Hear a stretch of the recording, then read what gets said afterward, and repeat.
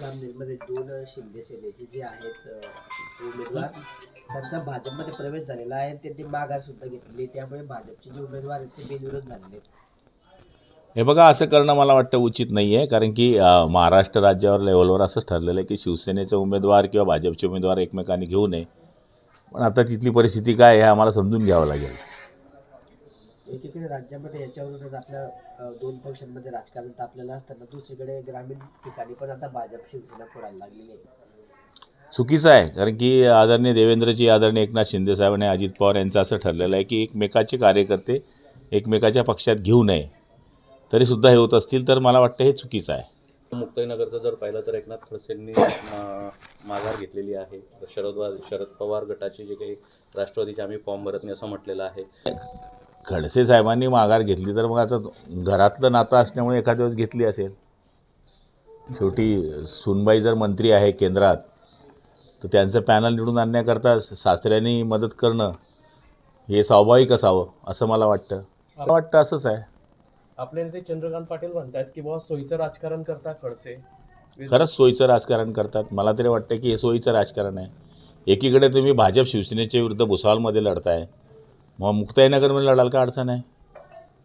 काँग्रेसवाले म्हणतात खडसेंनी दिशाभूल केली आमची आणि महाविकास आघाडीचा एक घात केला त्यांनी. शेवटच्या क्षणी त्यांनी हा निर्णय जाहीर केला. नाही, ती कोणाचा घात केला मला माहीत नाही, पण मुक्ताईनगरमध्ये त्यांनी स्वतःचाही घात केलेला आहे ना. ज्या राष्ट्रवादीला उत्तर महाराष्ट्रात मी वाढवील असं म्हणून शरद पवारांकडे पक्षप्रवेश केला आणि MLC त्यांना मिळाली, तर पहिलं मुक्ताईनगरमध्येच आता राष्ट्रवादी राहिली नाही असं म्हणाल काय हरकत नाही.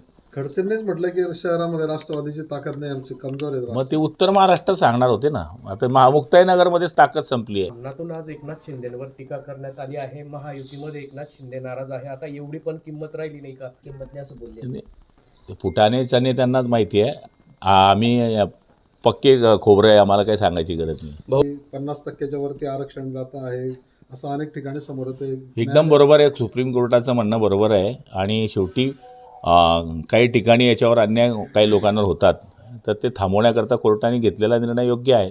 निवडणुका मागे पुढे होतील पण रिझर्वेशनला धक्का लागू नये कोणाच्या, ही गोष्ट स्वाभाविक चांगली आहे. पण मागे पुढे होऊ शकतात निवडणुका, होऊ शकतात 5, 15, 20, 25 दिवस. तोडीफोडीचे शिल्पकार जे आहेत ते अमित शहा आहेत आणि एकनाथ शिंदेचे तारानार सुद्धा अमित शहा आहे, अशी टीका सुषमा अंधारे यांनी केली. मी त्यांना भाव देत नाही. अंधार पडलेला काय भाव? की घराणेशाहीचं राजकारण चाललेलं आहे. प्रत्येक मंत्री आमदार आपल्या पत्नीला मुलीला तिकीट देत आहेत असं ट्विट केलेलं आहे. आपल्या घराकडे आजूबाजू बघा ना जरा थोडं, कसं वाटतं तुम्हाला? छान. ते म्हणतायत की हम करो तो राजनीती